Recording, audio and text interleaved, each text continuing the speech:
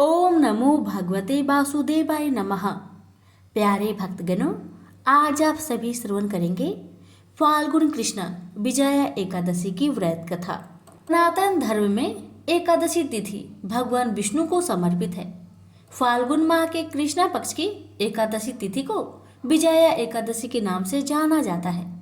पांचांग के अनुसार विजया एकादशी की तिथि की शुरुआत 6 मार्च को सुबह 6:30 से होगी और इसके अगले दिन यानी 7 मार्च को सुबह 4:13 पर तिथि का समापन होगा।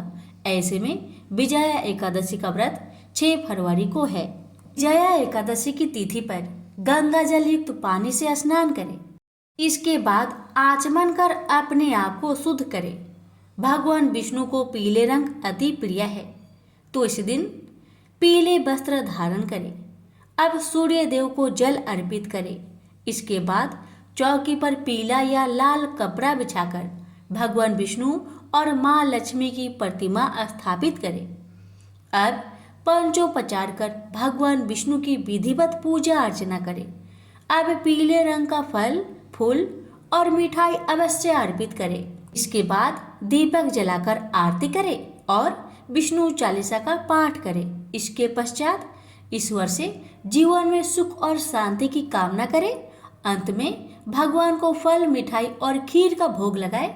भोग में तुलसी दल को अवश्य शामिल करें और लोगों में प्रसाद वितरण करें। विजया एकादशी व्रत की महिमा। पद्म पुराण और स्कंद पुराण के अनुसार स्वयं भगवान राम ने लंका पर विजय प्राप्त करने के लिए इसी एकादशी का व्रत किया था। मान्यता है कि विजया एकादशी व्रत रखने और विधि विधान से पूजा करने से विपरीत परिस्थितियां व्यक्ति के लिए अनुकूल होने लगती है और शत्रुओं पर विजय प्राप्ति होती है। विजया एकादशी व्रत के बारे में शास्त्रों में लिखा है कि यह व्रत करने से स्वर्णदान, भूमिदान, अन्नदान और गौदान से अधिक पुण्य फलों की प्राप्ति होती है और अंततः प्राणी को मोक्ष की प्राप्ति होती है। ये भी मान्यता है कि इस महापुण्यदायक व्रत को करने से व्रती को वाजपेयी यज्ञ का फल मिलता है एवं सभी मनोरथ सिद्ध होते हैं। आइए श्रवण करते हैं विजया एकादशी की व्रत कथा।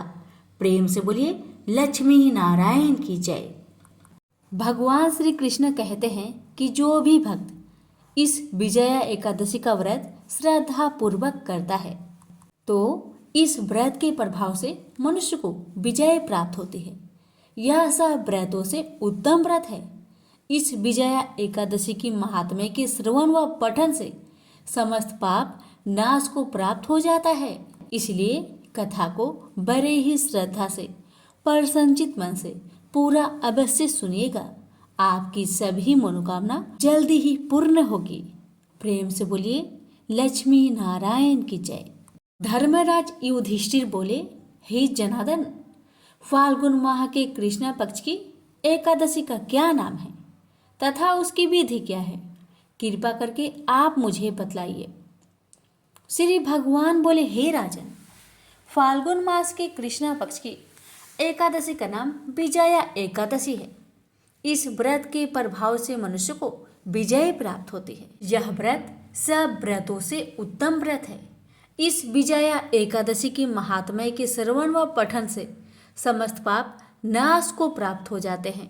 एक समय देव ऋषि नारद जी ने जगत पिता ब्रह्मा जी से कहा, महाराज, आप मुझसे फाल्गुन मास के कृष्ण पक्ष की एकादशी का विधान कहिए। ब्रह्मा जी कहने लगे कि हे नारद, विजया एकादशी का व्रत पुराने तथा नए पापों को नाश करने वाला है। इस विजया एकादशी की विधि मैंने आज तक किसी से भी नहीं कही। यह समस्त मनुष्य को विजय प्रदान करती है। त्रेता युग में मर्यादा पुरुषोत्तम श्री रामचंद्र जी को जब 14 वर्ष का वनवास हो गया, तब वे श्री लक्ष्मण तथा सीता जी सहित पंचवटी में निवास करने लगे। वहां पर दुष्ट रावण ने जब सीता जी का हरण किया, तब इस समाचार से श्री रामचंद्र जी तथा लक्ष्मण अत्यंत व्याकुल हुए और सीता जी की खोज में चल दिए। घूमते घूमते जब वे मरणासन जटायु के पास पहुँचे तो जटायु उन्हें सीता जी का वृत्तांत सुनाकर स्वर्गलोक चला गया। कुछ आगे जाकर उनकी सुग्रीव से मित्रता हुई और बाली का वध किया। हनुमान जी ने लंका में जाकर सीता जी का पता लगाया और उनसे श्री रामचंद्र जी और सुग्रीव की मित्रता का वर्णन किया। वहां से लौटकर हनुमान जी ने भगवान राम के पास आकर सब समाचार कहे। श्री रामचंद्र जी ने वानर सेना सहित सुग्रीव की सम्मति से लंका को प्रस्थान किया। जब श्री रामचंद्र जी समुद्र से किनारे पहुँचे तब उन्होंने मगरमच्छ आदि से युक्त उस अगाध समुद्र को देखकर लक्ष्मण जी से कहा कि इस समुद्र को हम किस प्रकार से पार करेंगे। श्री लक्ष्मण ने कहा, हे पुराण पुरुषोत्तम, आप आदि पुरुष है, सब कुछ जानते हैं। यहाँ से आधा योजन दूर पर कुमारी द्वीप में बगदालभ्य नाम के मुनि रहते हैं। उन्होंने अनेक ब्रह्म देखे हैं। आप उनके पास जाकर इसका उपाय पूछिए। लक्ष्मण जी के इस प्रकार के वचन सुनकर श्री रामचंद्र जी बगदालभ्य ऋषि के पास गए और उनको प्रणाम करके बैठ गए। मुनि ने भी उनको मनुष्य रूप धारण किए हुए पुराण पुरुषोत्तम समझकर उनसे पूछा कि हे राम, आपका आना कैसे हुआ। रामचंद्र जी कहने लगे कि हे ऋषि, मैं अपनी सेना सहित यहाँ आया हूँ और राक्षसों को जीतने के लिए लंका जा रहा हूँ। आप कृपा करके समुद्र पार करने का कोई उपाय बतलाए। मैं इसी कारण आपके पास आया हूँ। बगदालभ्य ऋषि बोले कि हे राम, फाल्गुन मास के कृष्णा पक्ष की एकादशी का उत्तम व्रत करने से निश्चय ही आपकी विजय होगी। साथ ही आप समुद्र भी अवश्य पार कर लेंगे। इस व्रत की विधि यह है कि दशमी के दिन स्वर्ण, चांदी, तांबा या मिट्टी का एक घड़ा बनाए। उस घड़े को जल से भरकर तथा 5 पल्लव रख वेदिका पर स्थापित करें। उस घड़े के नीचे सतनजा और ऊपर जौ रखे। उस पर श्री नारायण भगवान की स्वर्ण की मूर्ति स्थापित करें। एकादशी के दिन स्नान आदि से निवृत्त होकर धूप, दीप, नवत, नारियल आदि से भगवान की पूजा करें। तत्पश्चात घड़े के सामने बैठकर दिन व्यतीत करें और रात्रि को भी उसी प्रकार बैठे रहकर जागरण करें। द्वादशी के दिन नित्य नियम से निवृत्त होकर उस घड़े को ब्राह्मण को दे दे। हे राम, यदि तुम भी इस व्रत को सेनापतियों सहित करोगे तो तुम्हारी विजय अवश्य होगी। श्री रामचंद्र जी ने ऋषि की कथा अनुसार इस व्रत को किया और इसके प्रभाव से दैत्यों पर विजय पाई। अतः हे राजन, जो कोई मनुष्य विधि पूर्वक इस व्रत को करेगा, दोनों लोकों में उसकी अवश्य विजय होगी। श्री ब्रह्मा जी ने नारद जी से कहा था कि हे पुत्र, जो कोई इस व्रत के महात्म्य को पढ़ता है या सुनता है, उसको वाजपेयी यज्ञ का फल प्राप्त होता है। तो प्रेम से बोलिए, लक्ष्मी नारायण की जय, श्री रामचंद्र की जय। युधिष्ठिर ने भगवान श्री कृष्ण से पूछा, भगवान, पुण्यमयी एकादशी तिथि कैसे उत्पन्न हुई? इस संसार में वह क्यों पवित्र मानी गई तथा देवताओं को कैसे प्रिय हुई? श्री भगवान बोले, हे कुंती नंदन, प्राचीन समय की बात है। सत्य युग में मूर नामक दानव रहता था। वह दानव बड़ा ही अद्भुत, अत्यंत रौद्र तथा संपूर्ण देवताओं के लिए भयंकर था। उस काल रूपधारी दुरात्मा महासुर ने इंद्र को भी जीत लिया था। संपूर्ण देवता उससे परास्त होकर स्वर्ग से निकाले जा चुके थे और शंकित तथा भयभीत होकर पृथ्वी पर विचारा करते थे। एक दिन सब देवता महादेव जी के पास गए। वहां इंद्र ने भगवान शिव के आगे सारा हाल कह सुनाया। इंद्र बोले, महेश्वर, ये देवता स्वर्ग लोक से निकाले जाने के बाद पृथ्वी पर विचर रहे हैं। मनुष्यों के बीच रहना इन्हें शोभा नहीं देता है। हे महादेव, कोई उपाय बतलाइए। ये देवता अब किसका सहारा ले? महादेव जी ने कहा, देवराज, जहाँ सबको शरण देने वाले, सबकी रक्षा में तत्पर रहने वाले जगत के स्वामी भगवान गरुड़ ध्वज विराजमान है, तुम लोग वहाँ जाओ, वे ही तुम लोगों की रक्षा करेंगे। भगवान श्री कृष्ण कहते हैं, युधिष्ठिर, महादेव जी की यह बात सुनकर परम बुद्धिमान देवराज इंद्र संपूर्ण देवताओं के साथ क्षीर सागर में गए, जहाँ भगवान गदाधर सो रहे थे। इंद्र ने हाथ जोड़कर उनकी स्तुति की। इंद्र बोले, देवेश्वर, आपको नमस्कार है। देव, आप ही पति, आप ही मति, आप ही कर्ता और आप ही कारण हैं। आप ही सब लोगों की माता और आप ही इस जगत के पिता हैं। देवता और दानव दोनों ही आपका वंदना करते हैं। पुंडरीकाक्ष, आप दैत्यों के शत्रु हैं। मधुसूदन, आप हम लोगों की रक्षा कीजिए। प्रभु जगन्नाथ, अत्यंत उग्र स्वभाव वाले महाबली मूर दैत्य नामक दैत्य ने इन संपूर्ण देवताओं को जीतकर स्वर्ग से बाहर निकाल दिया है। भगवान देवेश्वर, शरणागत वत्सल, देवता भयभीत होकर आपकी शरण में आए हैं। दानवों का विनाश करने वाले कमल नयन भक्त वत्सल देवेश्वर जनार्दन, हमारी रक्षा कीजिए, रक्षा कीजिए। भगवान, शरण में आए हुए देवताओं की सहायता कीजिए। इंद्र की बात सुनकर भगवान विष्णु बोले, देवराज, यह दानव कैसा है, उसका रूप और बल कैसा है, तथा उस दुष्ट के रहने का स्थान कहाँ है? इंद्र बोले, देवेश्वर, पूर्व काल में ब्रह्मा जी के वंश में तालजंग नामक एक महान असुर उत्पन्न हुआ था, जो अत्यंत भयंकर था। उसका पुत्र मूर दानव के नाम से विख्यात है। वह भी अत्यंत उत्कट, महापराक्रमी और देवताओं के लिए भयंकर है।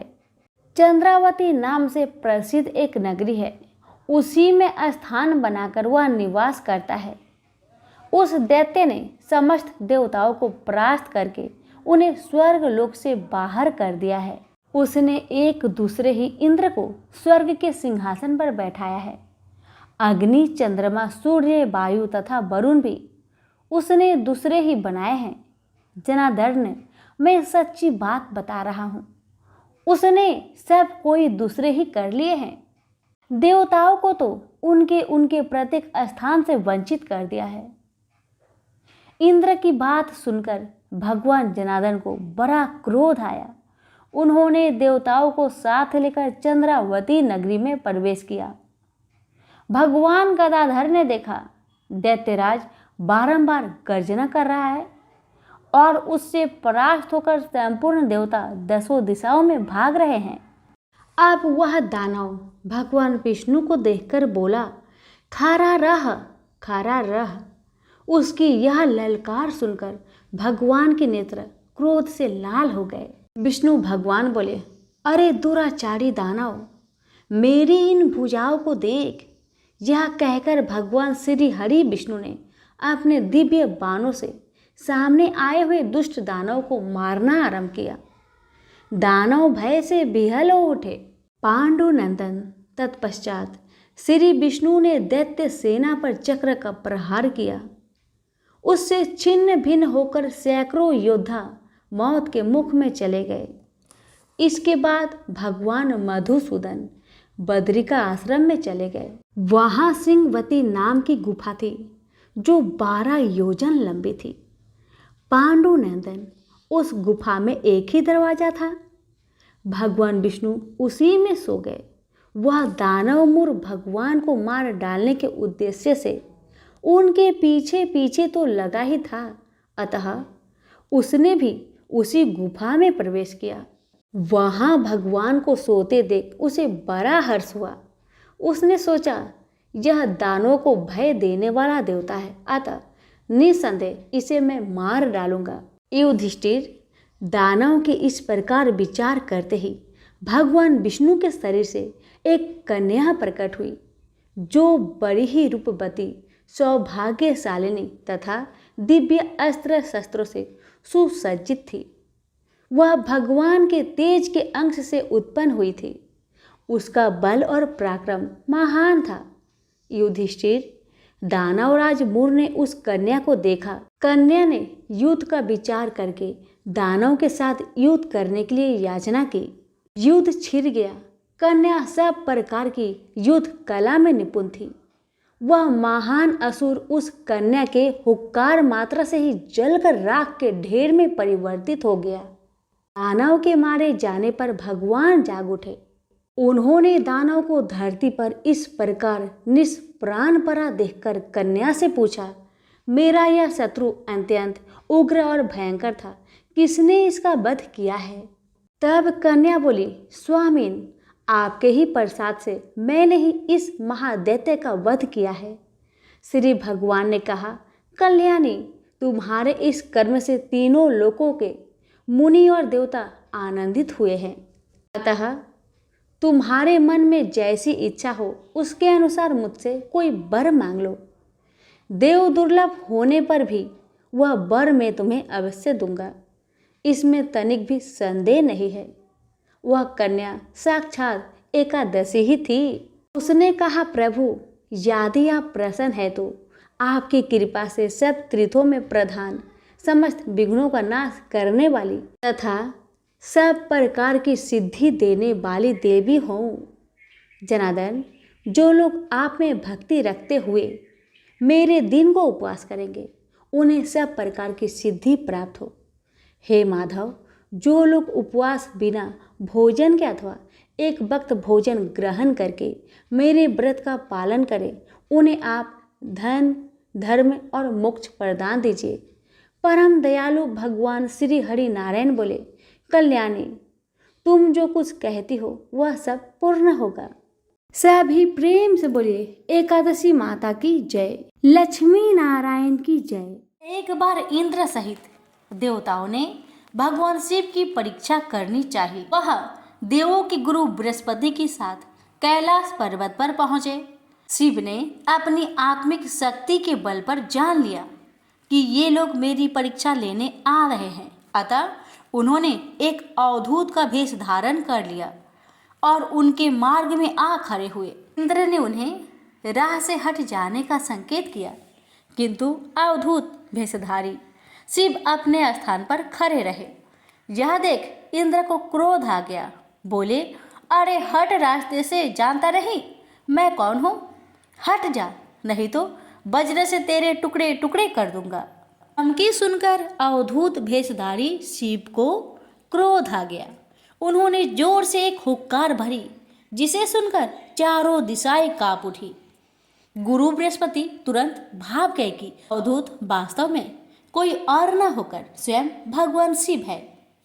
उन्होंने इंद्र को संकेत करके कहा, क्या अनर्थ कर रहे हो सुरेंद्र?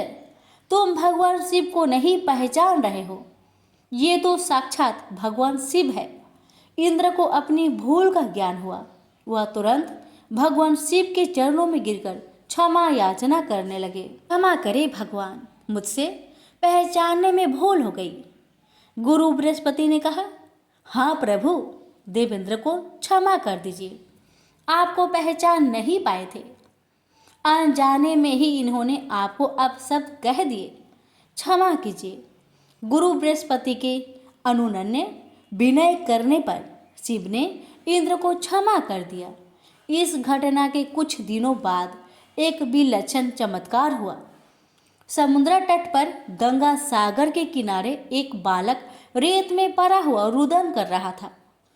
उसके गले से इतना प्रलयकारी रुदन फूट रहा था कि उससे चारों दिशाएं कांपने लगी। देव दानव दैत्य सब घबरा गए, वायु थम सी गई। घबराए हुए देवता इंद्र सहित पितामह ब्रह्मा के पास पहुंचे और उनसे कहा, पितामह, सागर संगम पर एक अद्भुत बालक रेत में पड़ा रो रहा है। वह इतनी जोर जोर से रुदन कर रहा है कि देवों में भय छा गया है। कृपया चलकर इस संकट को दूर कीजिए। पितामह ब्रह्मा इंद्र आदि देवताओं के साथ सागर संगम पहुँचे। पितामह के पहुँचते ही सागर अपने स्थान से निकला। उसने इंद्र सहित पितामह की वंदना की। ब्रह्मा ने सागर से पूछा, जल में रेत पर पड़ा यह बालक कौन है? इसके रुदन को सुनकर समस्त संसार त्रस्त हो रहा है। सागर ने कहा, मैं नहीं जानता भगवान। एक दिन एक विलक्षण तेज लहरों में आ गया था, उसी से इस बालक की उत्पत्ति हुई है। यह कहकर सागर ने बालक को गोद में उठाया और ब्रह्मा की गोद में दे दिया। ब्रह्मा की गोद में आते ही बालक ने रोना बंद कर दिया और कुछ देर में अचानक बालक की बाहें आगे बढ़ी। उसकी दोनों बाहें ने ब्रह्मा का गला पकड़ लिया। यह देख अन्य देवता स्तंभित हो उठे। ब्रह्मा ने अपने गला छुड़ाने का प्रयास किया, किंतु बालक के हाथों की पकड़ और मजबूत हो गई। फिर अचानक बालक ने उनका गला छोड़ दिया और मुस्कुराने लगा। ब्रह्मा अपना गला सहलाते हुए बोले, इस बालक का क्या नाम है सागर? सागर बोला, अभी इसका नामकरण नहीं हुआ है पितामह, आप ही इसका कोई नाम रख दीजिए। ब्रह्मा बोले, मैं इसका नाम जलंधर रखता हूँ। आज से यह तुम्हारा ही पुत्र कहा जाएगा। बच्चे का नामकरण करके सागर के हाथों में सौंपकर पितामह सहित सब देवता अपने अपने धाम लौट गए। बालक कुछ बड़ा हुआ तो पितामह की आज्ञा से आचार्य शुक्र ने उसे शिक्षा देनी आरंभ कर दी। देखते ही देखते बालक युवक बन गया। शुक्राचार्य ने उसे दैत्यों का सम्राट बना दिया और कालनेमी नामक एक असुर की वृंदा नामक कन्या से उसका विवाह कर दिया। जलंधर महाबलवान सिद्ध हुआ।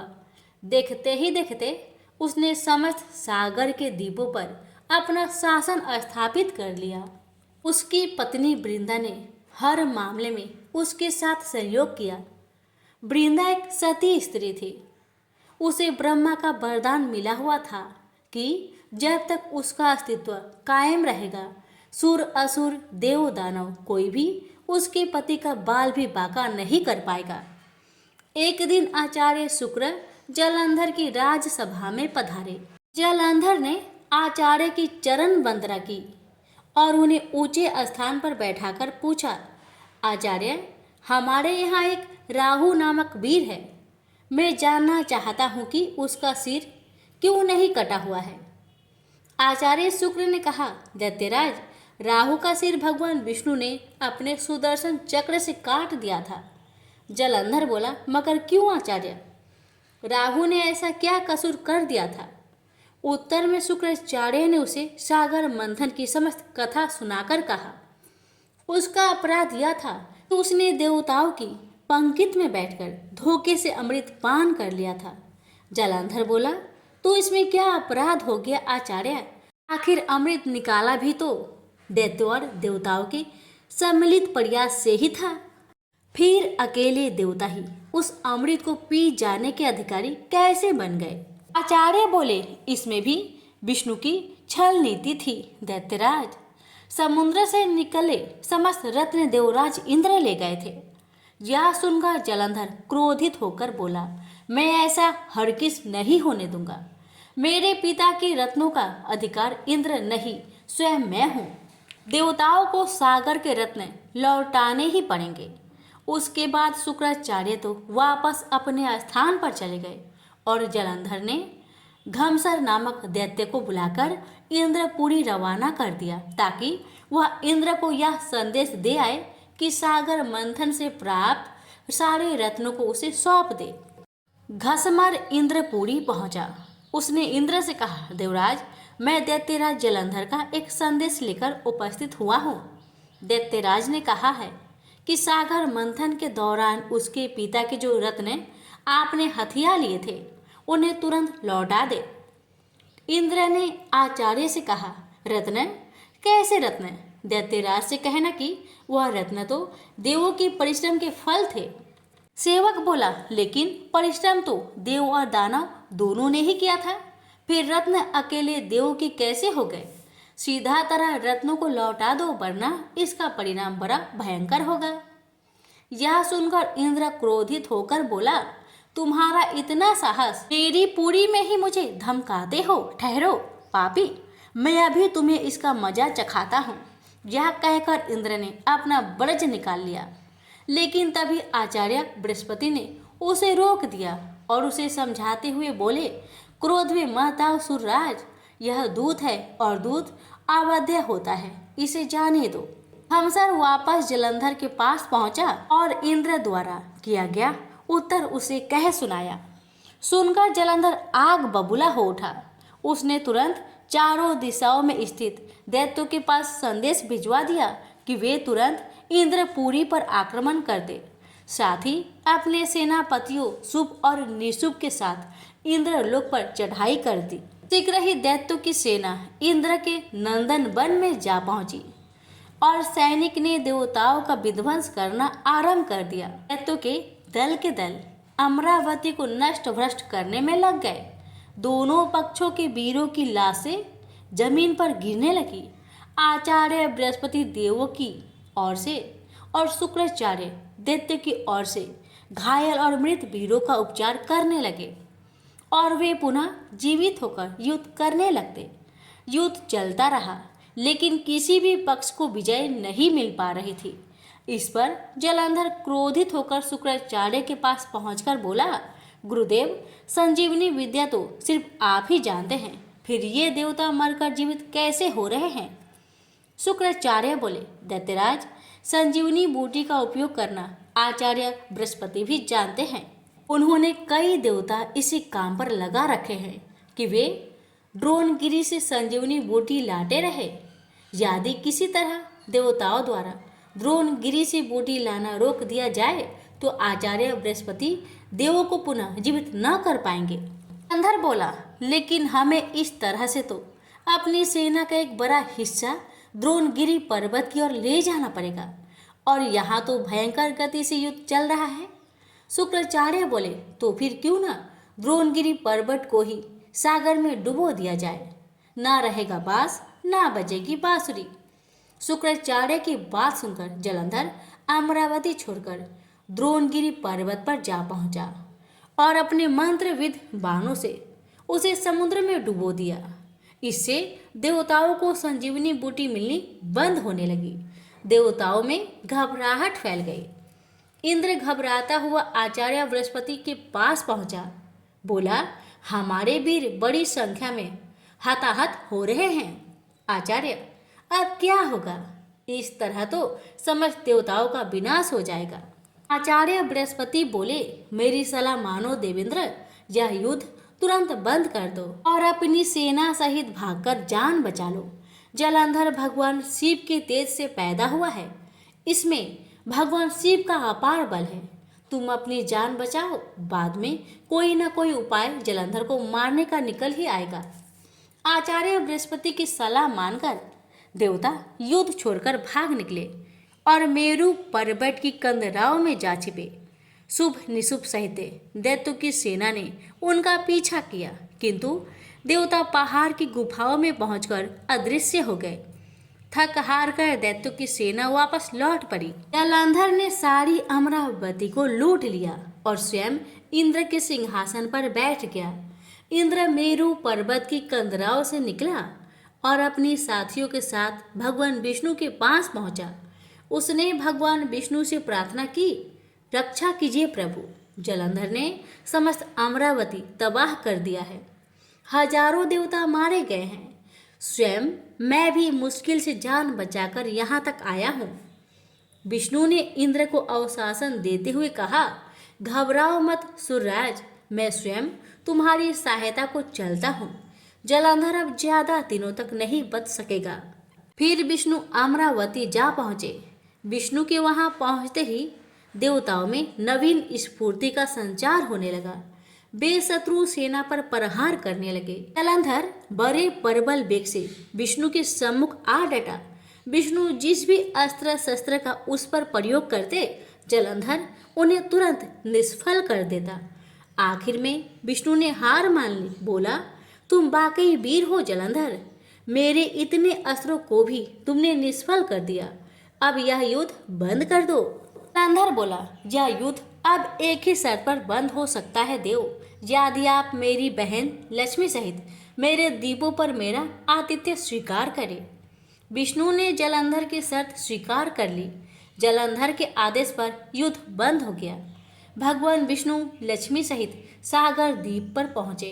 जलंधर अमरावती की सारी संपदा को अपनी राजधानी ले आया और बड़े प्रेम से भगवान विष्णु की आतिथ्य सेवा करने लगा। एक दिन देवऋषि नारद उनकी सभा में पधारे। जलंधर ने उनका स्वागत सत्कार किया। नारद जी बोले, दैत्यराज, इस समय समस्त ऐश्वर्य तुम्हें उपलब्ध है, किंतु एक चीज की कमी है। जलंधर बोला, कमी?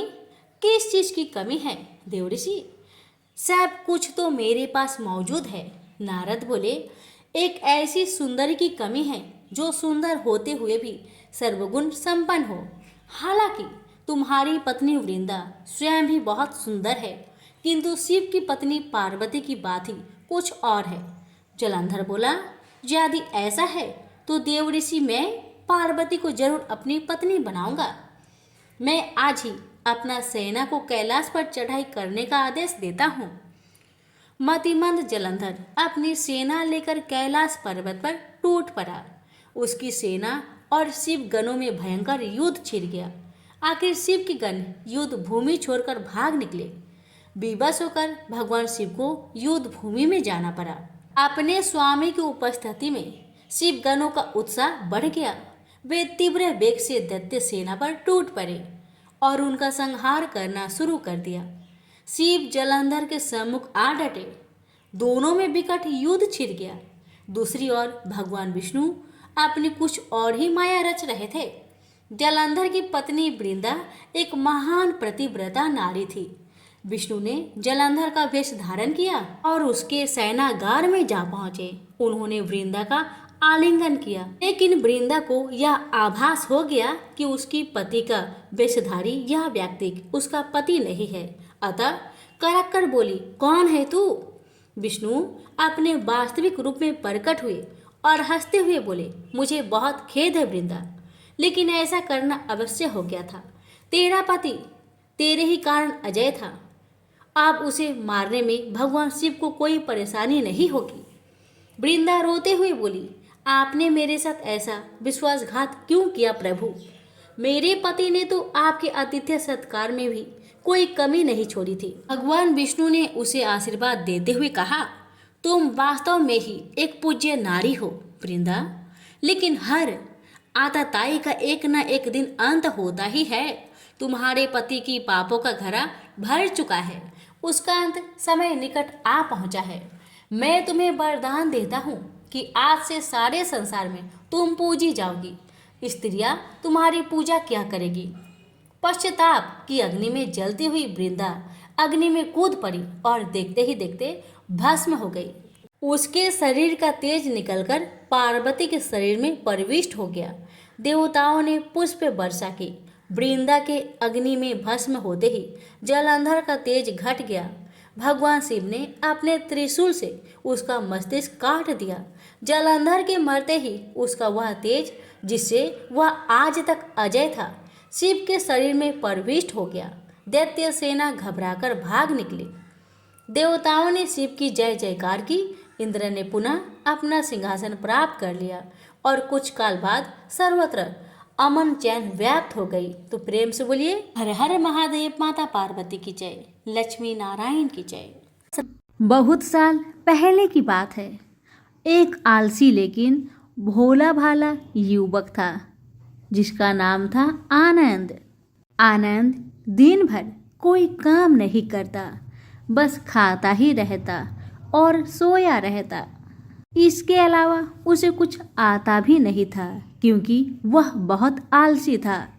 आनंद का रहन सहन व्यवहार देखकर घर वाले ने नाराज होकर उसे घर से निकाल दिया, क्योंकि आनंद कोई काम धाम करता ही नहीं था, बस घर में पड़ा रहता था।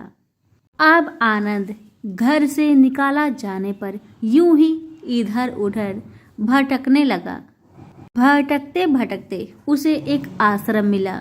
वह आश्रम में गया।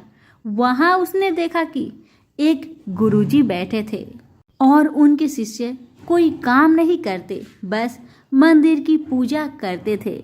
आनंद ने सोचा, वाह, ये काम तो मेरे लिए बहुत बढ़िया रहेगा। इसमें तो कोई काम धाम करना ही नहीं पड़ता है, बस पूजा ही तो करना है। आनंद बड़े प्रेम से गुरुजी के पास आकर पूछा, क्या मैं यहाँ रह सकता हूँ गुरुजी? आनंद की बात सुनकर गुरुजी बोले, हाँ हाँ, क्यों नहीं रह सकते। गुरुजी का बात सुनकर आनंद ने कहा, गुरुजी, मैं कोई काम नहीं कर सकता, फिर भी आप मुझे अपने पास रखेंगे? आनंद की बात सुनकर गुरुजी मुस्कुराकर कहने लगे, बेटा आनंद, तुम्हें कोई काम नहीं करना है, बस पूजा करना होगा। आनंद ने कहा, ठीक है गुरुजी, वो तो मैं कर लूँगा। अब आनंद गुरुजी का आश्रम में मजा से रहने लगा। ना कोई काम ना कोई धाम, बस सारा दिन खाते रहो और प्रभु की भक्ति में भजन गाते रहो। आनंद को गुरुजी के आश्रम में रहते हुए महीना भर हो गया। फिर एक दिन आई एकादशी। आनंद रसोई में जाकर देखा, खाने की कोई तैयारी नहीं। उसने गुरुजी से पूछा, आज खाना क्यों नहीं बनेगा गुरुजी? गुरुजी ने कहा, नहीं, आज तो एकादशी है, तुम्हारा भी उपवास है।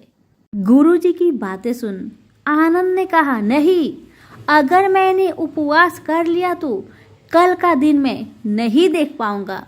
मैं तो उपवास नहीं कर सकता, मुझे बहुत भूख लगती है। आपने मुझे पहले क्यों नहीं बताया गुरुजी? आनंद की बात सुन गुरुजी ने कहा, ठीक है, तुम उपवास ना करो, पर खाना आज तुम्हारे लिए कोई नहीं बनाएगा, तुम्हें खुद बनाना होगा। बेचारा आनंद मरता क्या न करता। गया रसोई में। गुरुजी फिर आए, देखो, अगर तुम खाना बना लो तो राम जी को भोग जरूर लगा लेना और नदी के उस पार जाकर ही रसोई बनाना। आनंद ने कहा, ठीक है गुरुजी। लकड़ी, आटा, तेल, घी, सब्जी लेकर आनंद वहां से चले गए और जैसा तैसा खाना भी बनाया। खाने लगा तो याद आया, गुरुजी ने कहा था कि राम जी को भोग लगाना है। बस अब आनंद लगा भजन गाने, आओ मेरे राम जी, भोग लगाओ जी, प्रभु राम आइए, श्री राम आइए, मेरे भोजन का भोग लगाइए। जब कोई ना आया तो बेचैन हो गया कि यहाँ तो भूख लग रही है और राम जी तो आए ही नहीं। भोला मानस जानता नहीं था कि प्रभु साक्षात तो आएंगे नहीं, पर गुरुजी की बात मानना जरूरी है। फिर उसने कहा, देखो प्रभु राम जी, मैं समझ गया कि आप क्यों नहीं आ रहे हैं। मैंने रूखा सूखा बनाया है और आपको तरमाल खाने की आदत है, इसलिए नहीं आ रहे हैं। तो सुनो प्रभु, आज वहाँ भी कुछ नहीं बना है। सबका आज एकादशी व्रत है, खाना हो तो यह भोग ही खाओ। प्रभु श्री राम अपने भक्त की मासूमियत पर बड़े मुस्कुराए और माता सीता के साथ प्रकट हो गए। ये देखकर भक्त असमंजस में पड़ गया और मन ही मन में सोचने लगा कि गुरुजी ने तो कहा था कि राम जी आएंगे, पर यहाँ तो माता सीता भी आई है और मैंने तो भोजन बस 2 लोगों का बनाया है। चलो कोई बात नहीं, आज इन्हें ही खिला देते हैं, मैं भूखा ही रह जाता हूँ। आनंद बोला, प्रभु मैं भूखा रह गया, लेकिन मुझे आप दोनों को देखकर बड़ा अच्छा लग रहा है। लेकिन अगली एकादशी पर ऐसा ना करना, पहले बता देना कि कितने जन आ रहे हो, और हाँ, थोड़ा जल्दी ही आना। राम जी उसकी बात पर बड़े मुद्दित हुए और प्रसाद ग्रहण कर चले गए। अगली एकादशी तक यह भोला मानस सब भूल गया। उसे लगा प्रभु ऐसे ही आते होंगे और प्रसाद ग्रहण करते होंगे। फिर एकादशी आई तो आनंद ने गुरुजी से कहा, गुरुजी मैं चला खाना बनाने, पर इस बार थोड़ा ज्यादा अनाज लगेगा क्योंकि वहाँ 2 लोग आते हैं। गुरुजी आनंद की बात सुनकर मुस्कुराए और मन ही मन सोचने लगे, भूख के मारे आनंद बावला हो गया है। ये सोचकर उन्होंने कहा, ठीक है ले जा और अनाज ले जा। अब की बार आनंद ने 3 लोगों का खाना बनाया और फिर गुहार लगाई, प्रभु राम आइए, सीताराम आइए, मेरे भोजन का भोग लगाइए। प्रभु की महिमा निराली है। भक्त के साथ कौतुक करने में उन्हें बड़ा मजा आता है। इस बार तो भगवान भाई लक्ष्मण, भरत, शत्रुघ्न और हनुमान जी को लेकर आ गए। ये देखकर भक्त को चक्कर आ गया कि यह क्या हुआ, एक का भोजन बनाया तो 2 आए, आज 2 का खाना ज्यादा बनाया तो पूरा खानदान आ गया। लगता है आज भी भूखा ही रहना पड़ेगा। सबको भोजन लगाया और बैठे बैठे देखता रहा। अनजाने में ही उसकी ये भी एकादशी हो गई। फिर अगली एकादशी आने से पहले गुरुजी से कहा, गुरुजी ये आपके प्रभु राम जी अकेले क्यों नहीं आते? हर बार कितने सारे लोग को ले आते हैं, इस बार अनाज ज्यादा देना। गुरुजी को लगा कहीं यह अनाज बेचता तो नहीं, देखना पड़ेगा जाकर। भंडार से कहा, इसे जितना अनाज चाहिए आनंद को दे दो और छुपकर उसे देखने चल पड़े। इस बार आनंद ने सोचा, खाना पहले नहीं बनाऊंगा, पता नहीं कितने लोग आ जाए, पहले बुला लेता हूँ फिर खाना बनाऊंगा। फिर टेर लगाई, प्रभु राम आइए, श्री राम आइए, मेरे प्रभु भोजन का भोग लगाइए। सारा राम दरबार मौजूद। इस बार तो हनुमान जी भी साथ आए, लेकिन यह क्या, प्रसाद तो तैयार ही नहीं है। भक्त ठहरा भोला भाला। भोला भाला आनंद बोला, प्रभु इस बार मैंने खाना नहीं बनाया। प्रभु ने पूछा, क्यों? आनंद बोला, प्रभु मुझे तो मिलता ही नहीं, फिर क्या फायदा खाना बनाने का, आप ही बना लो और खुद ही खा लो। आनंद की बातें सुन राम जी मुस्कुराए, सीता माता भी गदगद हो गई। उसके मासूम जवाब से लक्ष्मण जी बोले, क्या करे प्रभु? प्रभु बोले, भक्त की इच्छा है तो पूरी तो करनी पड़ेगी, चलो लग जाओ काम में। लक्ष्मण जी ने कढ़ाई उठाई, माता सीता आटा सानने लगी। भक्त एक तरफ बैठकर देखता रहा। माता सीता रसोई बना रही थी तो कई ऋषि मुनि यक्ष गंधर्व प्रसाद लेने आने लगे। इस पर गुरुजी ने देखा खाना तो बना नहीं, भक्त एक कोने में बैठा है, तो पूछा, बेटा क्या बात है, खाना क्यों नहीं बनाया? आनंद बोला, अच्छा किया गुरुजी आप आ गए, देखिए कितने लोग आते हैं प्रभु के साथ। गुरुजी बोले, मुझे तो कुछ नहीं दिख रहा तुम्हारे और अनाज के सिवा। भक्त ने माथा पकड़ लिया, एक तो इतनी मेहनत करवाते हैं प्रभु, भूखा भी रखते हैं और ऊपर से गुरुजी को दिखाई भी नहीं दे रहे, यह और बड़ी मुसीबत है। प्रभु से कहा, हे प्रभु आप गुरुजी को क्यों नहीं दिख रहे हैं? प्रभु बोले, मैं उन्हें नहीं दिख सकता। फिर भक्त बोला, क्यों प्रभु क्यों? वे तो बड़े पंडित है, ज्ञानी है, विद्वान है, उन्हें तो बहुत कुछ आता है, उनको क्यों नहीं दिखते हैं आप?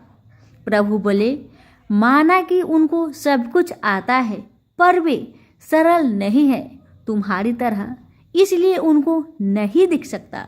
आनंद ने गुरुजी से कहा, गुरुजी प्रभु कह रहे हैं आप सरल नहीं हैं, इसलिए आपको नहीं दिखेंगे। गुरुजी रोने लगे और कहने लगे, वाकई में मैंने सब कुछ पाया पर सरलता नहीं पा सका तुम्हारी तरह, और प्रभु तो मन की सरलता से ही मिलते हैं। प्रभु प्रकट हो गए और गुरु जी को भी दर्शन दिए। इस तरह एक भक्त के कहने पर प्रभु ने रसोई भी बनाई। यह भक्ति कथा लोक श्रुति पर आधारित है। विनायक जी की जय हो। किसी गांव में एक बूढ़ी माई रहती थी। वह बहुत गरीब थी और आंखों से अंधी भी थी। उसका एक बेटा और बहू थी। वह बुढ़िया सदैव गणेश महाराज की पूजा किया करती थी। एक दिन गणेश भगवान उसकी श्रद्धा भक्ति को देखकर बहुत प्रसन्न हुए। गणेश भगवान ने सोचा, ये बुढ़िया माई तो आंखों से अंधी है, फिर भी मेरी पूजा पाठ कितना श्रद्धा के साथ करती है, इसलिए मुझे इसके लिए कुछ करना चाहिए।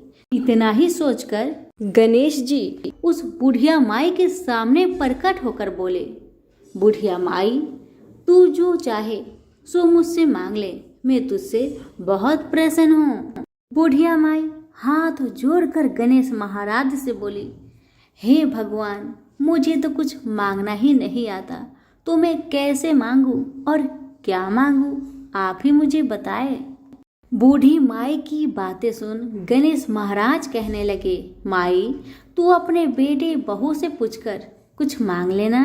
तब बूढ़ी माई ने अपने बेटे से कहा, बेटा, गणेश जी कहते हैं कि तू कुछ मांग ले, तो तुम बताओ बेटा, मैं क्या मांगू।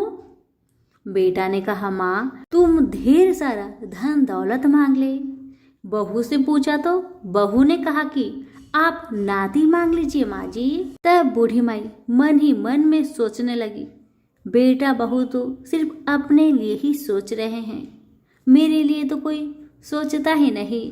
इतना सोचकर बूढ़ी माई ने सोचा, एक बार अपनी पड़ोसन से पूछ कर आऊं कि मेरी पड़ोसन क्या कहती है।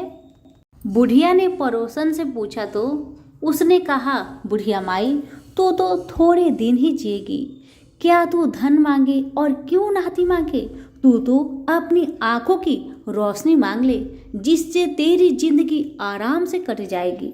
बेटा बहू और पड़ोसन का राय लेकर बुढ़िया माई गणेश महाराज के पास आई और बोली, हे गणेश महाराज, यदि आप मुझ पर प्रसन्न है तो मुझे 9 करोड़ की माया दे, निरोगी काया दे, अमर सुहाग दे, आंखों की रोशनी दे, नाती दे, पोता दे और सब परिवार को सुख दे और अंत में मोक्ष दे। बुढ़िया माई की बातें सुन गणेश जी कहने लगे, बुढ़िया माई, तुमने तो हमें ठग लिया, फिर भी जो तूने मांगा वजन के अनुसार सब कुछ तुझे मिलेगा। यह कहकर गणेश महाराज अंतर ध्यान हो गए। उधर बूढ़ी माई ने जो कुछ मांगा वह सब कुछ मिल गया। गणेश जी महाराज, जैसे आपने उस बुढ़िया माँ को सब कुछ दिया, वैसे ही सबको देना। कहानी कहने वाले, सुनने वाले, हुक्कारे भरने वाले सभी के परिवार पर अपनी कृपा सदा बनाए रखना। सभी मिलकर बोलिए, गणेश भगवान की जय हो, विनायक महाराज की जय हो। कथा अच्छी लगे तो लाइक शेयर जरूर करें। धन्यवाद।